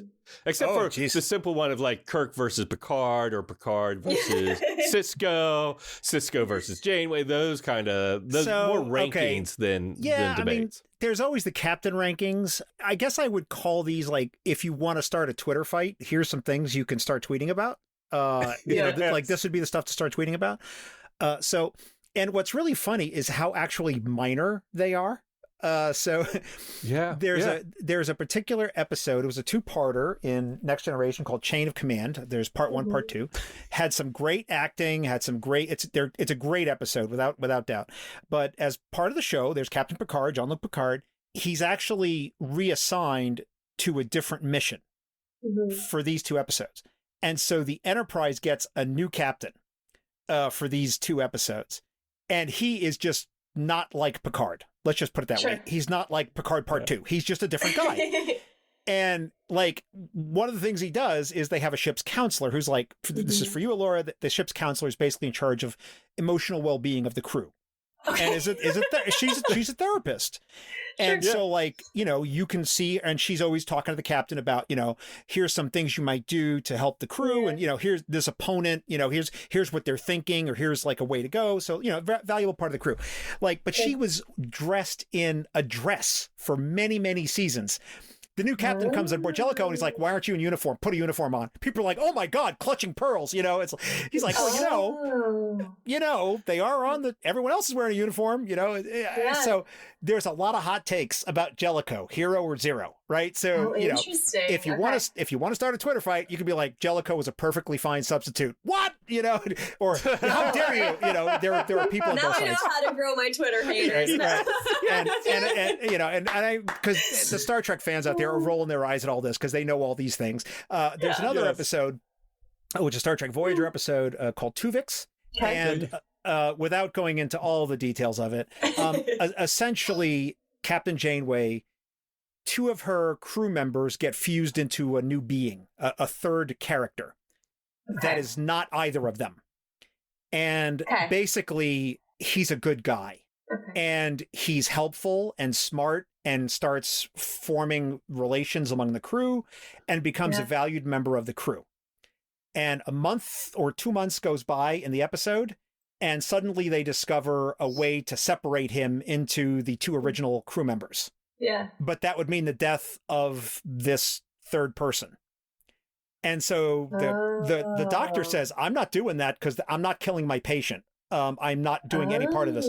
And Janeway is like, yes, I'm doing it, and kill him, and I need my 2 crewmen back.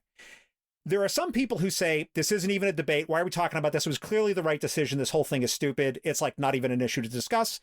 There are some people who are like, that was absolutely murder. There is no universe that exists where it is not murder. You have no idea what you're talking about, and like, there's a lot of space in between the 2 sides, there's some people who say it isn't even a debate. And there's some people who say, no, it's a debate. And there's some people like me, and this is my point of view, which is very much a Switzerland point of view, which is whatever side of this you're on, that should have had lasting repercussions that should have went on for like a whole nother year. Yeah. I mean, the whole crew should have been like, holy, that Tuvix thing, can you believe it? Like, oh my God. I was playing, I was hanging out with that guy for a month. Where's their counselor now? Yeah. Yeah, well, I think their counselor was actually killed because Star Trek Voyager, it's the premise of it's beyond the scope of this, but they didn't have a counselor beyond the scope of this. But anyway, if you take a side on the Tuvix thing, like there are some people like, stop the discussion where I'm not engaging. I'm not even going to talk about this. There are some people who are like, let's go, buddy. Let's have fisticuffs. So wow, that is always a perennial hot topic. Something more of the moment. And then we got to kind of wrap it up here because I know we're getting short on time. Oh yeah. Which is Star Trek Discovery, for whatever reason, is a very polarizing show, which is the show that's currently releasing episodes right now as we're recording this. Okay. So just for you, Alora, so there was the Kelvin film, the Star Trek 2009 movie, and then the 2 that came out after that. And then Star Trek came out on streaming series. And Discovery was the first of the streaming series. And it is absolutely a fact. There is no debate about this. There was a lot of behind the scenes issues that happened in the production of the show. Like a lot of people hired and fired. A lot of showrunners came and went. Like there was just a lot of stuff happening behind the scenes. Then COVID happened. And of course that threw everything in the world and, into chaos. Yeah. So Discovery has had kind of a rocky road behind the scenes, which is not anybody's fault. Just that's how it happened. And there are some people who are like, that is the most amazing Star Trek show ever. There are some people who are like, it is hot garbage. And, there are some people who are like, if you don't like this show, you are not even a Star Trek fan. There are some people who are like, if you don't like the show, it's because you are an ist of some kind, racist, homophobe, something or other, So there are many hot takes to be had right now about Star Trek Discovery. And like I said, I take no opinion on any of that. You can like the show or not, but it is certainly something that people are very hot under the collar about on Star Trek Discovery. And I think it's a great show. I think people should watch it. It's big. Am I the number one fan? It's not for me, but it's fine. It's fine. As they would say in The Simpsons, cromulent.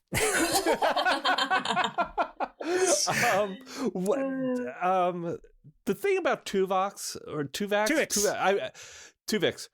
I haven't seen the episode. I haven't watched Voyager, but in your telling of that, what strikes me, and I've read about, for some reason, like IO9 did here's the story of Tuvix and what happened. To me, that's great sci-fi writing, and that divide there is kind of like, if we want to get super deep, that's the abortion debate in a sci-fi story.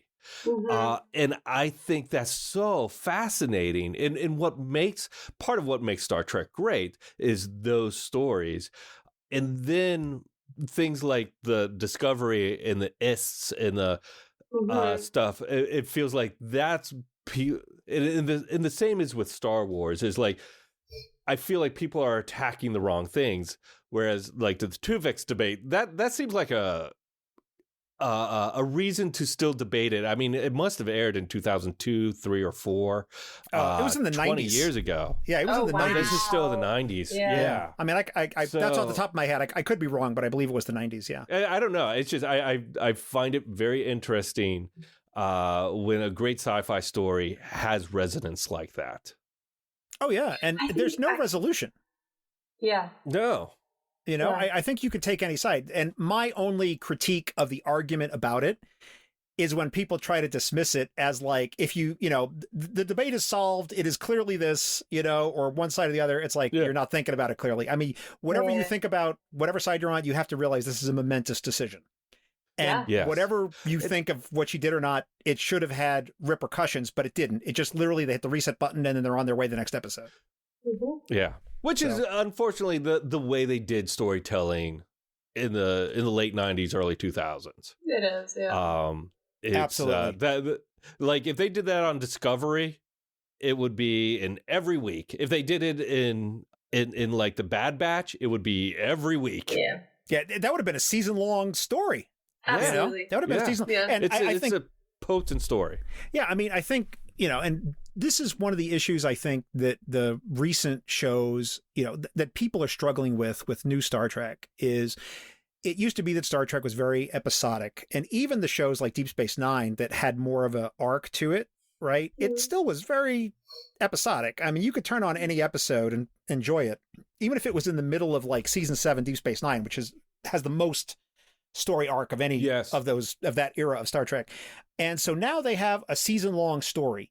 And, one of the dangers of that, whatever you think about the show, if that story that they're telling for the whole season doesn't interest you, then you're out for the whole season. You know what I mean?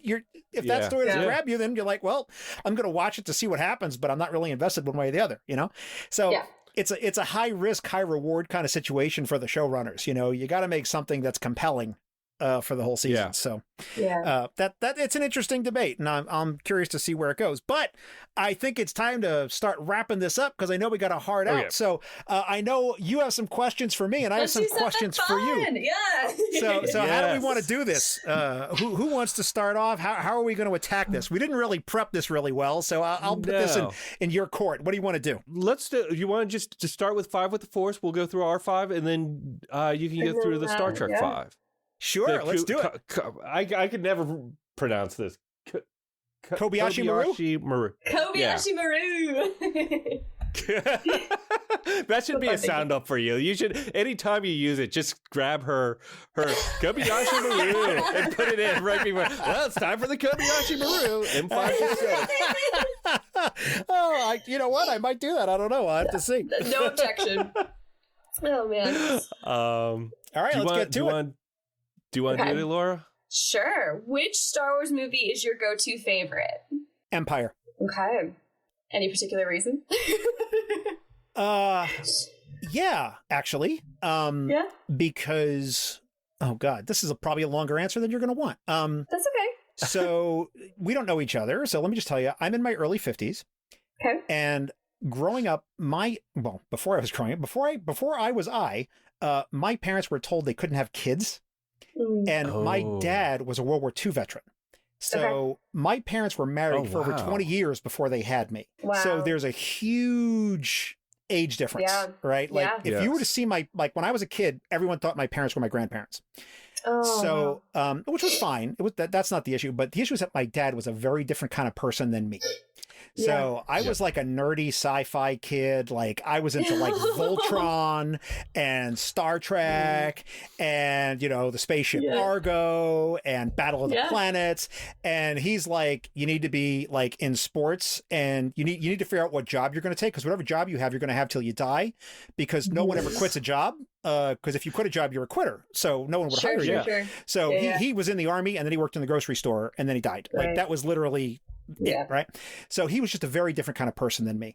So when I watched Empire, just seeing there was a whole father-son dynamic that I was like, I feel like this is really important to me. Like, especially because remember, I was a kid watching that. So with my dad in the movie theater, and I'm kind of sitting there looking at him, and I'm looking back at the screen, and I'm looking at him, and I'm looking back at the screen, and he's not engaged in any of this. He's like, this is some kind of space film. I don't know what's going on. We had Flash, Gordon, that was better than this. He had no interest in it. But I was like, that's the reason that movie got to me, was because seeing like that whole movie changed in an instant when we got to the end.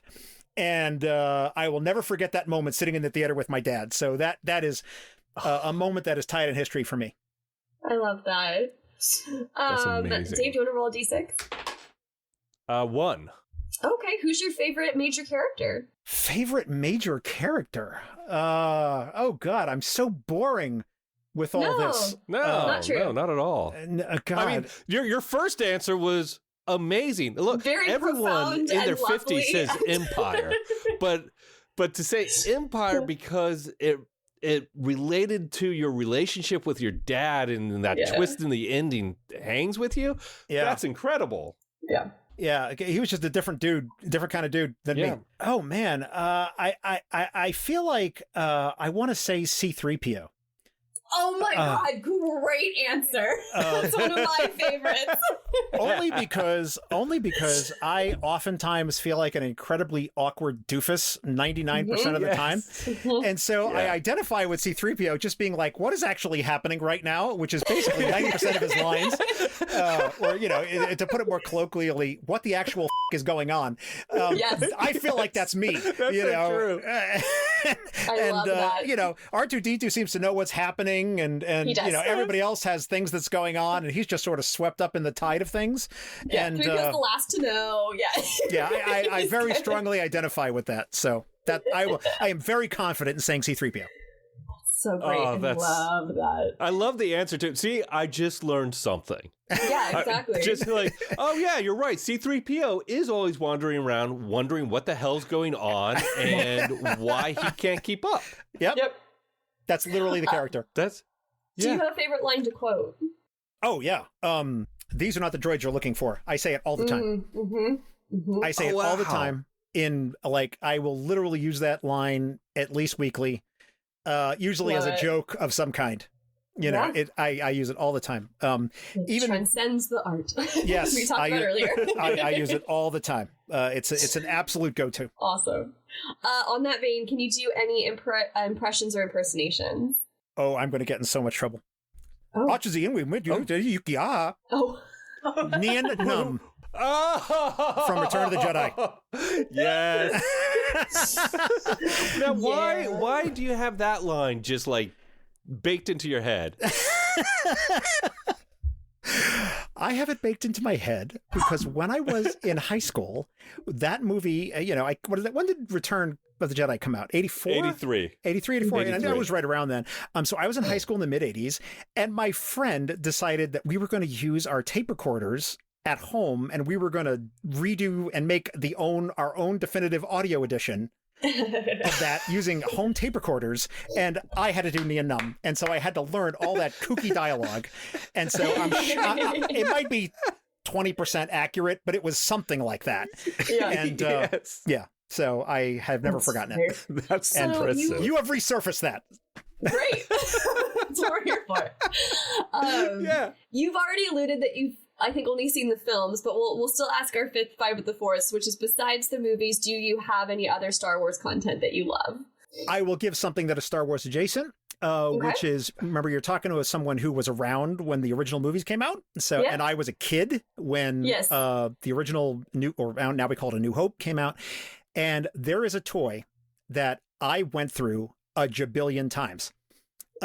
Which I had one, I broke it. My parents got another one, I broke it. Like, I had to go get money, like, on my own. I would carry packages at the grocery store for money, for loose change, and buy another one. And I don't know if you're familiar with this, but it was a toy that existed back then, doesn't exist now in this form. It was a lightsaber, but the lightsaber was a balloon. And you could beat your friends with it, like you would blow up the lightsaber. So the handle was a regular handle, and you would inflate the tube, and it had a light in it that would shine up like a flashlight. And like immediately, Wow. all of us would get these, and we would bash each other over the head with them as hard as we could. break 'em. That was literally the thing we would do. And so, going along with that, I will share one other little thing, which is my parents are both passed away now for a long time. And when my mom had passed away, because she was the last one to go, we were, of course, clearing out her house. And I opened up a box of like, you have to go through all the boxes, right? And I opened up this one box, and it's literally like Super 8 film and slides. And I'm like, what the hell is all this? Like, I had no idea. Awesome. I don't have a camera for any of this. I was like, what am I going to do? So there were digitation, for people who don't know, there are services out there where it's like, I need you to digitize all my old stuff that I got from my family, right? So I got it all digitized. It came back on a USB stick, and I'm looking at all this. I found a Super 8 film that I made, because I know I made this, when I was it must have been right after Empire, because it had Luke in the tan. I had an action figure of Luke in the tan outfit, which I think is from Empire, right? Sure. So that must have been the an Empire outfit. Yeah, that must have been an Empire action figure. So I made like this giant spaceport in my bedroom, which had a Buck Rogers Starfighter, a Space 1999 Eagle, the disc, just the disc of the Enterprise. I don't know where the rest of it was. And it was all Empire Strikes Back action figures, like walking around. And I'm filming this, like, you could see my hand. Like, I think it was my dad. I made him come in and help me with this. Like, he's moving the ships around. And I was like, just seeing those Empire action figures, like, that's it right there. So I don't know which of those two it would be, but it would be those two. So there you go. Love that. And I do want to make a quick correction. It's the Bespin outfit, Luke, not the Dagobah. I don't know why. Is that the one, the Bespin outfit? Okay. Yeah, with the tan jacket. Right? Yeah. Well, yeah, I was like, oh, I better get this right. And we All can right, go a little bit over. I do have. We'll cut this out. I do have some guests, I think, arriving already, but we can go a little bit over because I want to do justice to yours. You tell them. You're a podcaster now. It's all good. It's all good. No, I'm just saying we can go a bit over. Don't worry about the fact that we're nearing time. Okay, so I've got 5 questions. So I'm going to suggest we alternate. So who wants to go first? I feel like people just heard me talk a lot, so Dave, why don't you go first? All right, so it'll be Dave, Alora, Dave, Alora, Dave. Okay? Okay. All right, here we go. Sounds good. Into combat. Are we choosing the Lirpa or the Anwoon? Oh, well, you know what? I was just fighting with a Lirpa the other day, so I'll definitely have to say the Anwoon. All right, Alora, it's time for some Star Trek tourism. Are we going to Romulus or Konos? Oh, I'm a big ancient history fan, so let's go Romulus. Can I just say, the first one, I didn't know the two things. I knew those 2 planets. I just want to say I knew those 2 planets. I feel like I have to brag. All right, well, then I'll tell you, Sorry. the Lirpa and the Anwoon are the 2 ceremonial weapons that the Vulcans use when fighting to the death for mates. And they received the original series episode Amok Time. Okay. So, all right, David, you've got a bad case of Carillion fever. Are you going to go see Dr. Crusher or Dr. Bashir? Oh, Crusher. Even though she kills 50% of her patients, Crusher. Oh, my God. How dare you, sir. All right. Laura, if you were on the bridge of the Enterprise 1701D, would I find you at the ops station or the con station? Ops. I've served on a bridge, and I was on ops, so I'll say ops. Oh, very good. Were you in the Navy? No, I was with a nonprofit that did some ocean conservation stuff. Oh, okay. I was actually in the Navy. And unfortunately, and I say unfortunately, that oftentimes takes me out of Star Trek episodes because I'm like, I was on a ship and I don't think that would work like that. Okay, Dave, you are now a Starfleet cadet. Choose your first assignment. Impulse Engine Watch Officer, Reclamation Systems Manager, or Holodeck Supervisor. Oh, Holodeck Supervisor. Well, there you go. Now, that doesn't mean you get to be in the holodeck. It just means you're supervising other people doing whatever kind of sicko stuff they do in there, which I think it's all sex stuff. I'm just telling you, it's all sex. So seems to be a theme. Watching Riker walk out with that grin on his face, it'll be worth it. All right, so why don't we just tell people where they can find us? Where can they find your show? Where can they connect with you guys individually and keep up the conversation and educate you about your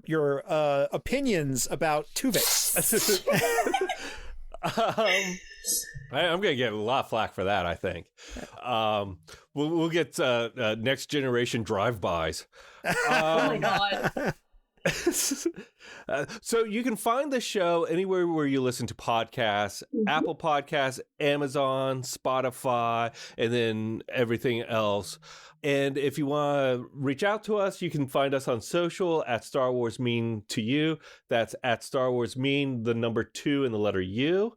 And if you want to reach out to me, you can find me at Super Dave Awesome. And I'm going to spell that because, like the smart ass I am, it's not spelled the way it sounds. It's Super Dave, AWESUM. And I'm at Cosmic Antlers. Fantastic. Yeah. And just for my listeners who know, I always put up detailed show notes. So I will have links to all of that up at the show notes page at trekprofiles.com. It's same here. But tell our audience where to find you. Yeah, absolutely. So Trek Profiles is everywhere on all the major audio platforms. And if you just want to sample an episode, everything I do can be listened to online on my website, trekprofiles.com. But we're in Apple, Google, Amazon, Spotify, Pandora. I'm in all the places. And the only thing I'll say is that if you want to get a sense of what a regular episode is like, any episode with a person's name is a regular episode. Anything that is has something else is a special. Well, I have super duper enjoyed this. I've had a blast. Thank you guys for agreeing to do this. Thanks for thanks for inviting us. This was really fun. So, all right, and I'll be in touch. We'll figure out how we're going to release this. Until then, live long and prosper, my peeps. You too. Yes, may the Force be with you.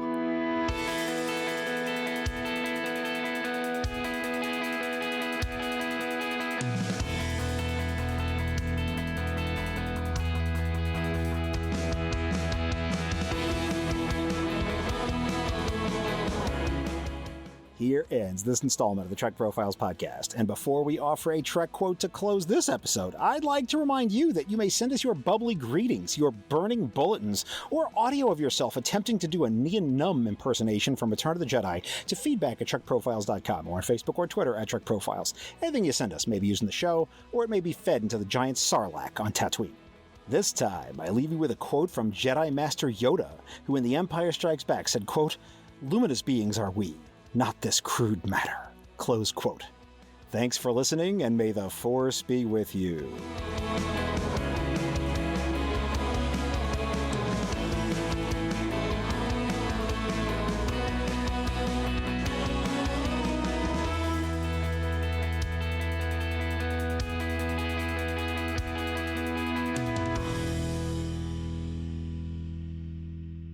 This handcrafted podcast is brought to you by Stars and Sky Media Lab.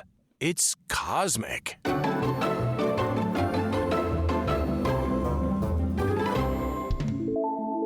I think we should have like shot collars hooked up to ourselves during this, and if we mix up and say Star Wars instead of Star Trek or vice versa, we get to give each other a buzz. What do you think? Great. I'm down. Because that's definitely going to happen. I'm always good. I'm always good for a little corporal punishment. Yeah. All right, so I just have one bit of direction which I want to stick to, I think, unless you want to object, is that, I mean, as far as our conversation goes, it can go whichever way. Like, it's very loosey-goosey. But I would love to keep the conversation more on, like, the fact that we're talking about fandoms than versus the shows. Yep. Like, this isn't like a Star Wars versus Star Trek thing. That's not what this is. Yes. You know, I really want to focus on the commonalities. Like, why are we examining these fandoms under a microscope? What's that all about? Like, what's that been like? You know, that's the conversation I'm hoping to have. So, Great. I just want... I'm gonna divulge now. Dave knows what I'm about to say. No, go ahead. I've never seen an episode of Star Trek. That's okay. I'm glad to hear that. I'm excited to talk fandoms, and this, I think, has inspired me to go on that journey. But yeah, I felt obliged to tell you that. No, that's okay. So, like, I'll give you just one quick example. Awesome. I know we're over, which is one of the specials I did is I had people always ask me, are you going to be a guest on your own show? Like, are you going to do a Trek Profiles where you're the guest, right? And I know, Laura, you did a Star Wars one that was you, right? So I know. Yeah, they introduced me. Yeah. Yeah. And I was like, oh God, so like I feel like Gollum in the Ring. I love it and I hate it. It's like because I'm already the person who talks on every episode, right? So I was like, do I really want to do this? So when I hit my 2-year anniversary, I had this idea that because of the kind of show I do, it's not the same kind of show you do. It's not the kind of show where you get to come back on, right? Yeah. You don't like get a repeat, right? So I was like, I had this idea that what I would do is I would get my former guests back on and I would give each of them one little Star Trek thing to interview me about. And that would be the episode, right? The problem is when you have somebody on to talk about just one episode, it's not like a 5-minute conversation. It's like a 20-minute conversation or a 30 or a 40. Yep. It grew into 10 hours of podcasting content. So, wow. And I didn't pick. You can do a mini series. I didn't pick any more stuff than like, my guests normally pick. But because I had all these guests back on, it just grew it was totally unmanageable. So there's a podcasting extravaganza series that's that. And it's 3 episodes, 10 hours total. It's crazy. So yeah, if you really want to deep dive into what I think about Star Trek, there you go. Have at it. Exactly. All right, that's a wrap. Was that okay for you? That was great. That was awesome. That was really I loved fun. it. Had a good time?